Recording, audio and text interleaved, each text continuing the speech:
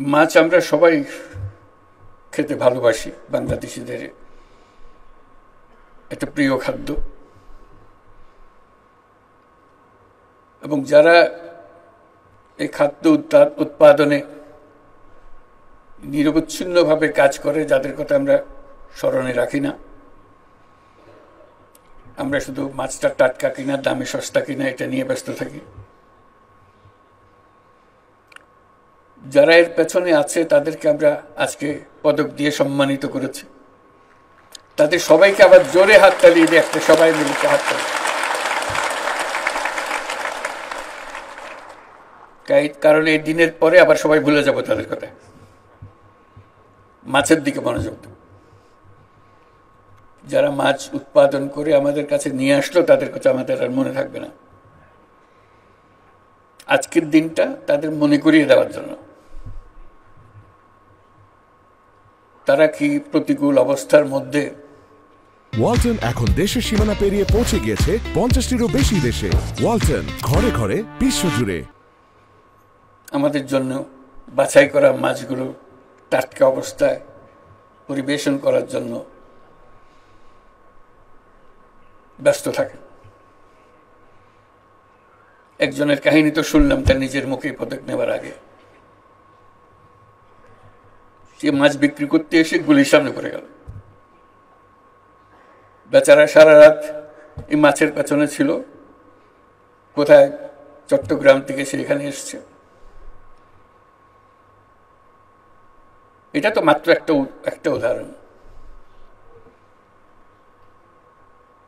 মাছ আমাদের জন্য প্রকৃতির একটা উপহার।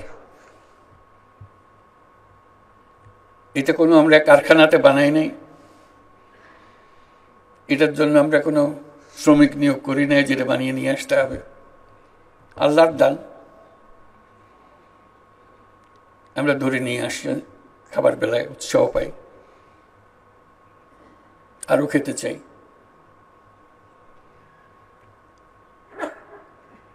যেটা ফরিদা খুব সুন্দরভাবে বলল, এই প্রকৃতির অবদানের কথা, তার প্রতি আমাদের সদয় হবার তো কথাই উঠে না। তার প্রতি আমরা অত্যন্ত নির্দয়।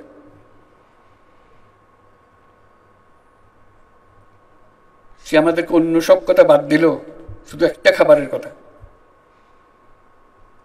সে আমাদেরকে প্রতিনিয়ত দিয়ে যাচ্ছে। আমরা শুধু ধরে আনছি, পরিবেশন করছি। তার প্রতি সদয় হবার চিন্তা আমাদের মাথায় আসে। আমরা মাছের কথা বলি, আজকে মৎস্য সপ্তাহ উদযাপন করব, অবশ্যই উদযাপন করব। এত বড় একটা আনন্দের দিন, যারা এর পেছনে আছে তাদের প্রতি আমরা কৃতজ্ঞতা প্রকাশ করব। কিন্তু যেই প্রকৃতি আমাদের কাছে এটা এনে দিল,